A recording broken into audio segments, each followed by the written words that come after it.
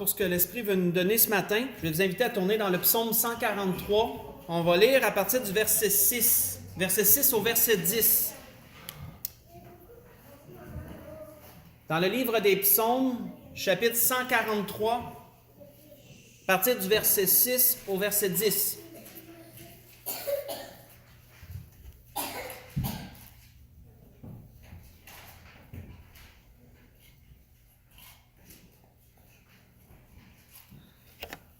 Bon, on voit que David, à cœur ouvert devant l'Éternel, à cœur ouvert envers son Dieu, tel que nous devrions l'être toujours, dit « J'étends mes mains vers toi, et mon âme soupire après toi comme une terre desséchée. » Autrement dit, je cherche de l'eau d'une façon imagée, je cherche quelque chose pour me soulager, je cherche quelque chose pour m'aider, pour me ragaillardir, pour m'encourager, etc., etc. C'est pourquoi il s'illustre lui-même comme une terre desséchée qui a besoin d'eau. Il dit « Hâte-toi de m'exaucer, ô Éternel, mon esprit se consume. Ne me cache pas ta face. » Mon esprit se consume quand on a des choses difficiles, quand on vit des choses difficiles, puis que c'est dur pour le moral. Une façon imagée, mon esprit se consume. C'est dans ce sens que David le disait. Je serai semblable à ceux qui descendent dans la fosse. Et fais-moi connaître dès le matin, fais-moi dès le matin entendre ta bonté, car je me confie en toi. Fais-moi connaître le chemin où je dois marcher, car j'élève à toi mon âme. Délivre-moi de mes ennemis, ô Éternel, auprès de toi je cherche un refuge. Enseigne-moi à faire ta volonté, car tu es mon Dieu, et que ton bon esprit me conduise sur la voie droite. Vous en arrêtez là. Quand nous regardons le contexte, frères et sœurs, au moment où David s'ouvre le cœur comme ça devant Dieu, il a été trahi par son fils Absalom et par son meilleur ami et conseiller Achitophel. Nous connaissons cette portion de la vie de David, on la revisite parfois, où David a dû fuir devant son fils qui a usurpé son trône. David a dû fuir précipitamment, comme il avait dû fuir devant Saül dans les temps passés, avec peu de choses, peu de gens, il a dû s'en aller en exil par crainte de sa vie, par crainte de mourir. Et nous voyons que dans cet exil, c'est une situation trop lourde à porter pour lui, situation quoi faire, une situation où il se posait beaucoup de questions probablement, qu'est-ce que je fais? Qu'est-ce que je dois faire? Comment je dois gérer une telle chose? Et David demande à Dieu, qu'est-ce que je dois faire? Fais-moi connaître le chemin que je dois suivre. Enseigne-moi à faire ta volonté. Mon Dieu, toi, tu le sais qu'est-ce que je dois faire pour que tout se règle au mieux. Montre-le-moi. C'était la pensée de David. Comme nous le savons, pour ceux qui ont lu les psaumes et la vie de David, c'est un homme qui se confiait énormément en Dieu. On peut voir à travers tous ces écrits que ça revient très souvent de regarder vers l'Éternel, d'implorer l'Éternel, de parler, de demander, de supplier, d'implorer, etc., etc. David est un homme qui s'en remettait toujours, nous pourrions dire, à l'Éternel. On voit que dans un autre psaume, David nous parle de façon semblable. Faites juste écouter, je vais vous lire certains de ces versets. Il dit, Éternel, fais-moi connaître tes voies et enseigne-moi tes sentiers et conduis-moi dans ta vérité et instruis-moi. Il dit, l'Éternel est bon et droit. Il dit, c'est pourquoi il montre aux pécheurs la voie. Il conduit les humbles dans la justice. Il enseigne aux humbles sa voie. Il dit, quel est l'homme qui craint l'Éternel? L'Éternel lui montre le chemin qu'il doit choisir. Ce que je vous ai lu, c'est dans les psaumes, psaume 25. J'ai lu le verset 4 et 5, j'ai sauté au verset 8 et 9, et le verset 12 pour compléter. David savait, frères et sœurs, que si tu étais assez humble pour manifester à Dieu ton ignorance, manifester à Dieu ton incompréhension et ton incapacité de savoir, Si tu es assez humble pour faire ça, mais Dieu est assez grand pour te révéler ta voie, te révéler ce que tu dois faire. Et notre Seigneur l'a bien exprimé lorsqu'il a dit « Demandez, et vous recevrez. Cherchez, vous trouverez. Frappez, l'on vous ouvrira. » C'était la pensée qui animait le Seigneur à travers ses paroles. Dans Matthieu 7, verset 7. Mes frères et sœurs, il y a une chose qu'on ne prend pas assez en considération lorsqu'on demande à Dieu ce qu'on doit faire. C'est quel est le motif qui dirige notre demande. C'est quoi l'arrière-pensée qui va motiver la demande? Qu'est-ce que je dois faire? Et ça, frères et sœurs, on ne s'y attarde pas assez souvent et c'est important. Parce qu'il peut y avoir plusieurs raisons qui nous poussent, des motifs, là, qui nous poussent à demander à Dieu ce qu'on doit faire. Tournons dans Juge chapitre 13. On va commencer à explorer ça, ce que l'Esprit veut nous donner ce matin. Dans Juge chapitre 13. On va faire un petit peu de lecture ici. On va lire du verset 1 au verset 14 pour comprendre le contexte.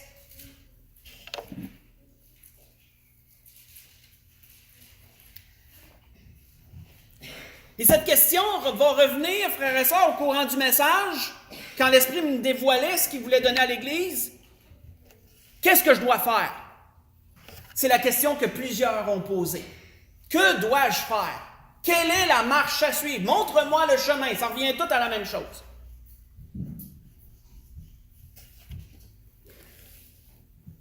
On voit qu'il est dit ici dans Juge chapitre 13 à partir du verset 1. Les enfants d'Israël firent encore ce qui déplaît à l'Éternel. Et l'Éternel les livra entre les mains des Philistins pendant 40 ans. Il y avait un homme de Tsoréa, de la famille des Danites, qui s'appelait Manoach. Sa femme était stérile et n'enfantait pas. L'ange de l'Éternel apparut à la femme et lui dit, « Voici, tu es stérile, tu n'as point d'enfant, tu deviendras enceinte et tu enfanteras un fils. Maintenant, prends bien garde, ne bois ni vin, ni liqueur forte, ne mange rien d'impur, car tu vas devenir enceinte et tu enfanteras un fils. Le rasoir ne passera point sur sa tête, parce que cet enfant sera consacré à Dieu dès le ventre de sa mère, et ce sera lui qui commencera à délivrer Israël de la main des Philistins. » Autrement dit, une parenthèse que je vais ouvrir et refermer, ce que l'ange révélait à cette femme, c'est que cet enfant serait sous le vœu du Naziréa. Pour ceux qui connaissent, je pense que c'est dans Nombre 6 qu'on en parle, mais je ne suis pas sûr. Je ne suis pas sûr que c'est à cet endroit-là. Mais il y a un endroit spécifique dans la loi de Moïse qui nous décrit c'est quoi le vœu de Naziréa. Pas le droit de consommer tout ce qui se rattache aux fruits de la vigne. Pas le droit de te raser les cheveux non plus. Les cheveux, tu les laisses pousser. Il y avait toutes des symboliques en arrière de ça. Il y avait toutes des raisons en arrière de ça. Cet enfant serait consacré à l'Éternel dès le ventre de sa mère. Il serait sous le vœu du Naziréa, en d'autres mots. Je referme la parenthèse. La femme alla dire à son mari, « Un homme de Dieu est venu vers moi. Il avait l'aspect d'un ange de Dieu, un aspect redoutable. Je ne lui ai pas demandé d'où il était, et il ne m'a pas fait connaître son nom. Mais il m'a dit, tu vas devenir enceinte, tu enfanteras un fils. Maintenant, ne bois ni vin, ni liqueur forte, et ne mange rien d'impur, parce que cet enfant sera consacré à Dieu dès le ventre de sa mère jusqu'au jour de sa mort. » Nous voyons que la femme révèle à son mari, parce que son mari n'était pas là lorsque l'ange est venu la visiter, elle était seule, sûrement dans une tâche quelconque. Cet homme vient vers elle et lui révèle toutes ces choses. Et lui dit en détail ce qu'elle doit faire, en rapport avec ce qu'il vient de lui révéler. La femme avertit son mari, c'est ce qu'on voit, et elle lui répète toutes ces choses que l'ange lui a dictées. Sauf que Manoach, regardons la façon qu'il réagit au verset 8. Manoach fit cette prière à l'Éternel, « Ah Seigneur, que l'homme de Dieu que tu as envoyé vienne encore vers nous, et qu'il nous enseigne ce que nous devons faire pour l'enfant qui naîtra. » L'ange venait de lui révéler à la femme tout ce qu'elle devait faire. Mais cet homme désirait tellement lui aussi savoir, même s'il l'avait su, il voulait l'avoir de la personne source, là. Il voulait être certain qu'il n'y avait pas un seul mot d'omis, que peut-être un détail que sa femme elle aurait oublié, peu importe. Il voulait avoir la même parole dictée par la même personne, les mêmes recommandations, mot pour mot. Parce que son désir était de faire exactement ce qu'il serait dit. C'était le désir qui l'animait. C'est pourquoi il nous est dit, Dieu exauça la prière. Dieu connaissait le motif derrière cette demande. Qu'est-ce qu'on devra faire avec l'enfant? C'est quoi les choses à faire? Dieu savait que c'était sincère. Il voulait vraiment faire tout ce qui avait été dit. Et Dieu exauça sa prière. Il nous est dit que l'ange de Dieu vint encore vers la femme. Elle était assise dans un champ. Et Manoah, son mari, n'était pas avec elle. Elle courut promptement donner cette nouvelle à son mari et lui dit, « Voici l'homme qui était venu l'autre jour vers moi m'est apparu. » Et Manoah se leva, il suivit sa femme, alla vers l'homme et lui dit, « Est-ce toi qui as parlé à cette femme? » Il répondit, « C'est moi. » Manoah dit, « Maintenant, si ta parole s'accomplit, que faudra-t-il observer pour l'enfant? Qui aura-t-il à faire? » Voyez-vous la question? Qu'est-ce qu'on devra faire? Mes frères et sœurs, nous savons que le motif qui animait cet homme était la sincérité.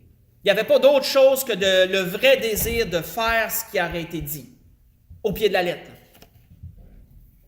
On voit que l'ange de l'Éternel répondit à Manoach, « La femme s'abstiendra de tout ce que je lui ai dit. » Voyez-vous qu'il n'a pas été en détail, il dit, « Regarde, ta femme, elle t'a dit ce qu'elle avait à dire. La femme va faire tout ce que j'y ai dit. Elle devra faire tout ça. Elle ne goûtera d'aucun produit de la vigne, ne boira ni vin, ni liqueur forte, elle ne mangera rien d'impur, elle observera tout ce que je lui ai prescrit. » Et Manoach dit à l'ange de l'Éternel, « Permets-nous de te retenir, de t'apprêter un chevreau. » On va arrêter là. Vous savez, frères et sœurs, à travers des Saintes Écritures, nous pouvons voir à bien des endroits où bien des gens ont demandé cette même question à Dieu. Qu'est-ce que je dois faire? On peut voir que le motif qui animait plusieurs des personnes était vraiment la sincérité. Des gens touchés par qu'est-ce que Dieu faisait pour eux et qui désiraient vraiment savoir qu'est-ce qu'ils devaient faire avec ça. Des exemples, je vais vous en lire rapidement quelques-uns, brièvement aussi. Faites juste écouter. Tiré du Nouveau Testament, on voit qu'il nous est dit lorsque, à la Pentecôte, Pierre a livré un grand témoignage et que plusieurs Juifs étaient présents, qui ont entendu toutes ces paroles et que la Bible nous dit qu'ils furent vivement touchés par tout ce qui a été dit. Après avoir entendu ce discours, ils eurent le cœur vivement touché, dirent à Pierre et aux autres, « Hommes, frères, que ferons-nous? » Cette même question. Qu'est-ce qu'on doit faire, là? Que ferons-nous? Qu'est-ce qui animait leur cœur? Qu'est-ce qui animait cette demande? C'était la sincérité. Ils étaient vraiment touchés, ils voulaient vraiment savoir qu'est-ce qu'il y avait à faire. Et là, Pierre leur dit, « Repentez-vous, que chacun de vous soit baptisé au nom de Jésus-Christ pour le pardon de vos péchés, et vous recevrez le don du Saint-Esprit. » La marche à suivre. Car la promesse est pour vous, pour vos enfants, pour ceux qui sont au loin, en aussi grand nombre que le Seigneur les appellera. Et par plusieurs autres paroles, il les conjurait, l'exhortait en disant, « Sauvez-vous de cette génération perverse. » Et ceux qui acceptèrent sa parole furent baptisés. Et en ce jour-là, le nombre des disciples augmentant d'environ 3000 hommes. Ceux qui acceptèrent sa parole, frères et sœurs. Vous savez, ce n'est pas tout le monde qui va vouloir faire ce que le Seigneur va leur dire. On pose la question, mais quand la réponse vient, après ça, qu'est-ce qu'on fait avec? Mais on voit que ceux qui ont accepté la réponse, ils ont fait ce qu'ils devaient faire, ce que le Seigneur leur avait recommandé. Et plusieurs autres disciples, il y a eu plusieurs autres disciples. C'est joint à l'Église par la suite. L'apôtre Paul, connu sous le nom de Saul, lorsqu'il a été arrêté sur le chemin de Damas et qu'il a été jeté par terre par cette grande lumière et que le Seigneur lui a parlé de vive voix, qu'est-ce que Paul a demandé au Seigneur? Tremblant et saisi d'effroi, il dit, « Seigneur, que veux-tu que je fasse? » Qu'est-ce qui animait cette demande, frères et sœurs? Toujours la sincérité. Là, Paul était à terre, là, dans tous les sens du terme. Il voulait vraiment savoir qu'est-ce qu'il avait à faire. Le Seigneur lui dit, « Lève-toi, entre dans la ville, on te dira ce que tu dois faire. » Les hommes qui l'accompagnaient demeuraient stupéfaits, ils entendaient bien la voix, mais ne voyaient personne. Et Saul se leva de terre, quoique ses yeux soient ouverts, il ne voyait rien. On le prit par la main, on le conduisit à Damas, il resta 3 jours sans voir et il ne mangea ni ne but. C'est ce que la Bible nous dit. Lorsque Paul et Silas, beaucoup plus tard dans un voyage missionnaire, ont été emprisonnés et que pendant la nuit, ils chantaient les louanges du Seigneur, quoiqu'ils étaient en prison et enchaînés, Et que nous savons, un tremblement de terre est survenu, les chaînes ont tout tombé de tous les prisonniers, vous connaissez bien cette portion, et que le geôlier qui voulait s'enlever la vie, croyant que tout le monde était parti, lorsqu'il a vu que tout le monde était encore dans leur cellule et qu'il est allé se jeter aux pieds de Paul et Silas, qu'est-ce qu'il leur a demandé? Il les fit sortir et dit, Seigneur, que faut-il que je fasse pour être sauvé? Encore, frères et sœurs, une demande qui était motivée par la sincérité. Très touché, qu'est-ce qu'il faut que je fasse? Vous savez, frères et sœurs, il y en a plusieurs qui ont été très sincères dans cette demande. Ce que j'ai lu en passant, Actes chapitre 2, 37 à 41, premier exemple. Actes chapitre 9, 3 à 9 pour l'exemple de Paul. Et là où je viens de lire, c'est les Actes chapitre 16, 25 à 34. Mais j'ai abrégé un peu cette lecture. Et quoiqu'il y en a qui ont été très sincères à travers cette demande, on peut voir, frères et sœurs, à d'autres occasions que les motifs n'étaient pas tout le temps la sincérité. Tournons dans Jérémie 42. On va voir un autre exemple. Dans le livre de Jérémie, chapitre 42, nous verrons cette même question posée. Et nous verrons le motif derrière la demande.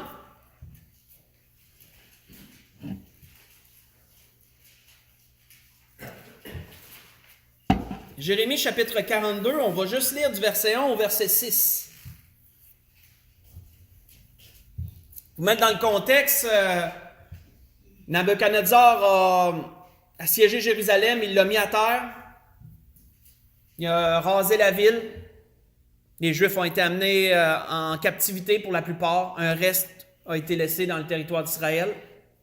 Ce reste-là, devant la désolation qu'ils avaient devant eux, la destruction de leur ville, de leur patrimoine, ils se demandent qu'est-ce qu'ils doivent faire. On voit qu'il nous est dit que, verset 1, chapitre 42, « Tous les chefs des troupes, Jochanan, de Caréac, Jézania, fils d'Osée, et tout le peuple, depuis le plus petit jusqu'au plus grand, s'avancèrent et dirent à Jérémie le prophète, que nos supplications soient favorablement reçues devant toi. Intercède en notre faveur auprès de l'Éternel ton Dieu, en faveur de tous ceux qui restent, car nous étions beaucoup, et nous restons en petit nombre comme tes yeux le voient. Que l'Éternel ton Dieu nous montre le chemin que nous devons suivre. » Voyez-vous que c'est exactement ce que David avait demandé, ça, dans le psaume? Que notre Dieu nous montre le chemin que nous devons suivre, ce que nous avons à faire. Jérémie le prophète leur dit, « J'entends, voici je vais prier l'Éternel votre Dieu selon votre demande. Je vous ferai connaître sans rien vous cacher tout ce que l'Éternel vous répondra. » Ils dirent à Jérémie, « Que l'Éternel soit contre nous un témoin, véritable et fidèle, si nous ne faisons pas tout ce que l'Éternel ton Dieu te chargera de nous dire. Que ce soit du bien ou du mal, nous obéirons à la voix de l'Éternel notre Dieu, vers qui nous t'envoyons, afin que nous soyons heureux si nous obéissons à la voix de l'Éternel notre Dieu. » Et quand on lit ça, c'est un gros « wow ». On se dit « wow, hey, les gens là, sincères du plus profond de leur cœur veulent vraiment savoir ce que Dieu veut. » Puis en plus, il en témoigne verbalement et vivement que Dieu soit contre nous, soit un témoin contre nous si on ne fait pas ce qu'il dit. Ça peut juste être sincère, ça. Sauf que quand on lit la suite, on ne la lira pas. Vous pourrez la lire pendant la semaine si vous voulez. Jérémie consulte l'Éternel. Jérémie, comme il l'a dit, il est revenu vers eux sans rien leur cacher, leur a révélé la pensée de Dieu. Qu'est-ce qu'il devait faire? Il devait rester là. Parce que Dieu savait qu'il voulait aller en Égypte. C'était l'arrière-pensée, ça, là. Il voulait aller en Égypte, mais il voulait savoir ce que Dieu disait en même temps. Jérémie leur a dit, l'Éternel dit, n'allez pas en Égypte. Je vous le défends. Et quand que Jérémie a eu fini de tout révéler, on ne lira pas, mais dans le chapitre 43, du verset 1 à 7, vous voyez qu'ils l'ont traité de menteur. Ils ont dit non, c'est pas vrai, Dieu t'a pas dit ça. C'est ton serviteur Baruch qui t'influence dans tes paroles. C'est lui qui... Tu nous contes un mensonge. Il était jusque-là. Et ils sont allés en Égypte contre la parole de l'Éternel, malgré ce qu'ils avaient dit, ce qu'on vient de lire. Pourquoi ont-ils fait ça, frères et sœurs? C'est parce que, vous savez, parfois, on demande à Dieu ce qu'on doit faire, mais on a déjà une opinion de forger dans notre esprit sur ce qu'on devrait faire, selon nous. Mais on demande quand même à Dieu ce qu'on devrait faire, mais notre opinion est là, puis parfois elle est déjà arrêtée. On veut déjà faire ce qu'on a pensé faire, mais bonne forme, on va demander à Dieu ce qu'il veut que je fasse. Et ça, c'est à prendre garde. Si on a une opinion et qu'on sait que notre opinion est arrêtée sur ce qu'on doit faire, prenons garde si on demande à Dieu ce que lui croit qu'on a à faire. Prenons garde, parce qu'une fois que la parole est dite, elle repose sur nous. Dieu l'a dit. Dieu a dicté sa volonté. Qu'est-ce qu'on va faire avec après ça? On voit qu'eux ont traité Jérémie de menteur. Ils sont allés quand même en Égypte parce que leur opinion était forgée, arrêtée. C'est ça qu'on fait. Avant même qu'ils demandent à Dieu. C'était pas la sincérité qui motivait leur demande. Et si on lirait la suite, on verrait qu'ils n'ont pas été bénis parce que Dieu a pris Nabuchodonosor et l'a envoyé en Égypte, puis Nabuchodonosor a battu l'Égypte. Et ils se sont retrouvés dans le même... Et pire, parce qu'il y en a plusieurs qui ont été mis à mort là-dedans. Et Jérémie s'en est sauvé parce que c'était le prophète de Dieu, puis que lui, il voulait faire la volonté de Dieu. Continuons. Qu'est-ce qui peut motiver parfois, le motif qui peut motiver la demande qu'on fait à Dieu, qu'est-ce qu'on doit faire? Tournons dans Luc chapitre 10. Dans Luc chapitre 10, on va voir un autre motif. Prendre garde de ne pas se forger une opinion avant de demander à Dieu qu'est-ce qu'on a à faire. Important. Parce que la chair est faible et ça peut arriver qu'on va suivre notre opinion à la place de suivre ce que Dieu nous a dit de faire. Et ça ne sera pas pour notre bien-être. On va dans Luc chapitre 10. Il y a deux personnes qui nous est répertoriées dans les Saintes Écritures qui ont demandé au Seigneur cette question qu'on va voir. Il y en a deux. On les mélange parfois, mais c'est deux personnes différentes à deux portions différentes, deux temps différents de la vie du Seigneur. On va voir la première ici qui a demandé cette question-là au Seigneur. Un docteur de la loi se leva et dit, Luc chapitre 10, verset 25, à partir du verset 25.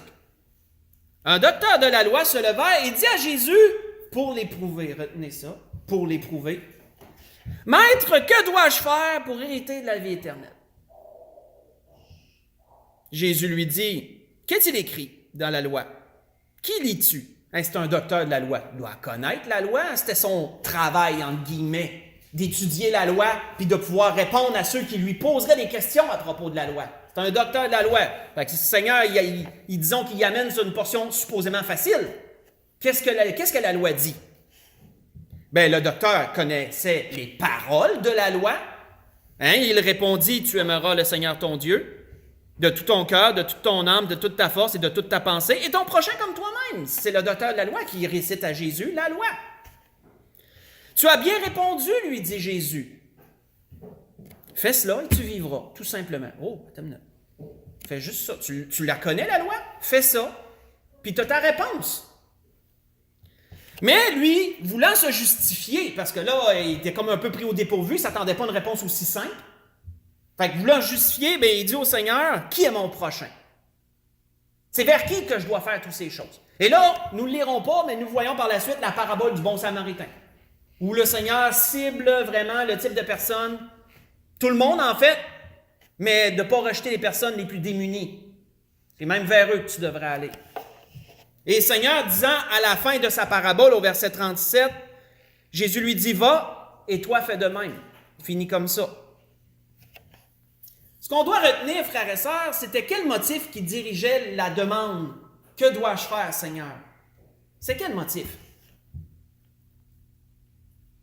C'était la curiosité, entre autres. Il voulait éprouver le Seigneur. Qu'est-ce qui va me sortir, le Seigneur? Si je pose cette colle-là, qu'est-ce qui va me répondre?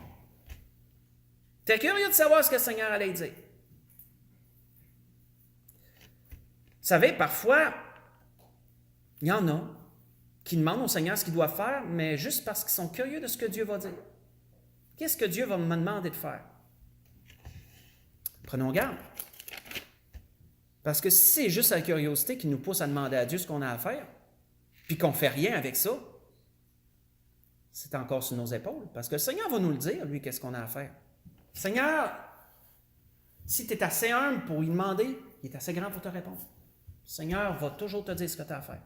Tout le temps. Tournons dans Luc 18. Continue. Dans Luc 18. On va voir l'autre personne qui a demandé la même question au Seigneur. C'était pas un docteur de la loi, lui. Un jeune homme que la Bible nous dit qui était riche. Un chef qui est dit à un autre endroit. Dans Luc chapitre 18, à partir du verset 18.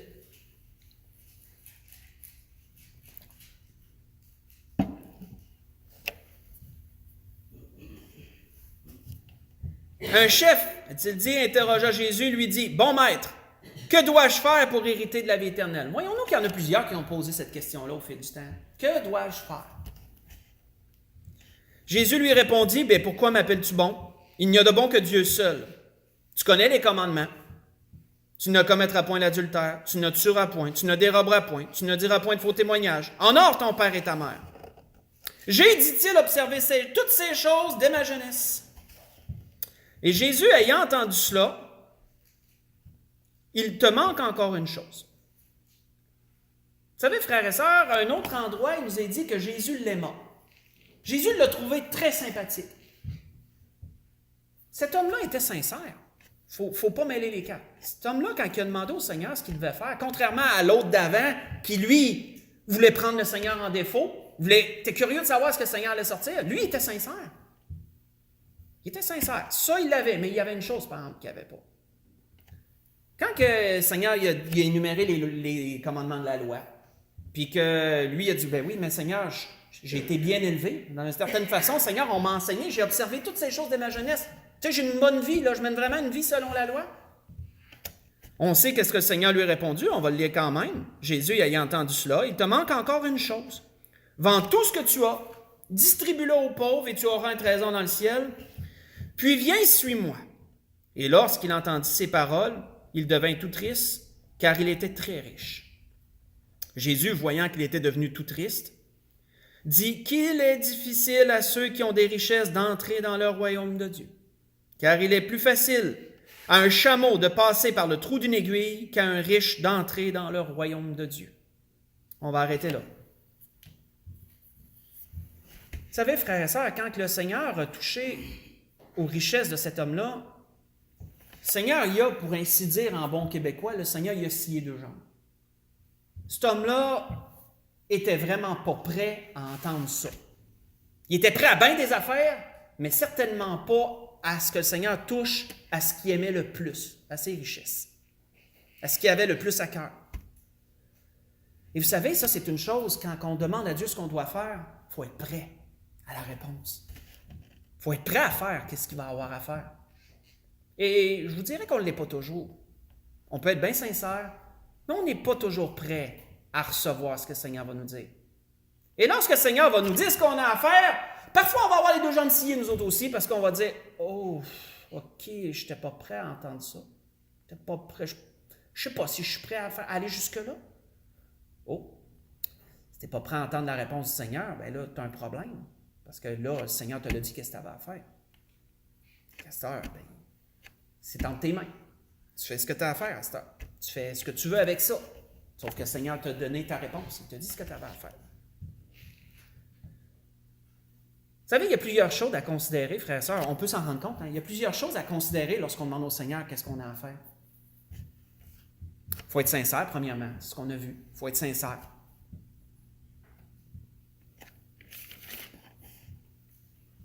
On a vu aussi qu'il faut faire attention de ne pas avoir une opinion arrêtée. Pas déjà s'être forgé déjà une idée, puis déjà en partant de penser qu'on va faire ce qu'on veut, mais on va demander au Seigneur quand même. Non. Attention à ça. Faut pas juste être curieux, puis vouloir savoir la réponse du Seigneur, puis pas être prêt à faire quelque chose avec ça. Pas juste être curieux non plus. Et, dernièrement, comme on vient de voir, il faut que tu sois prêt. Prépare-toi à recevoir la réponse du Seigneur. Prépare-toi à être prêt à faire ce qu'il y a à faire. Mais que tu lui demandes. Bien que le Seigneur t'ait donné sa réponse. Qu'est-ce que je dois faire, Seigneur? Mais sois prêt à faire ce qu'il y a à faire.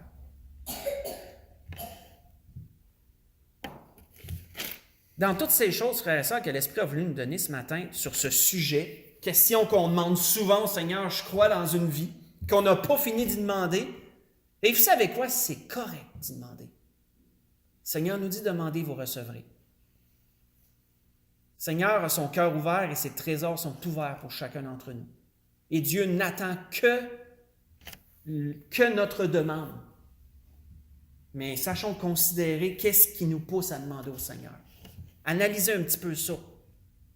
Et si tout est en ligne, n'ayons pas peur de demander au Seigneur. Parce que Dieu sait parler. Il sait se faire comprendre, le Seigneur. Il y en a plusieurs qui demandent, qui disent, « comment je vais savoir ce que Dieu veut? » Inquiète-toi pas. Qui te l'a dit? Tu vas le savoir. Puis ça ne veut pas dire que tout le monde va le savoir, mais toi, tu vas le savoir. Dans le fond, tu es la personne principale, la personne concernée. Toi, tu vas savoir ce que tu as à faire. À partir de là, c'est entre tes mains.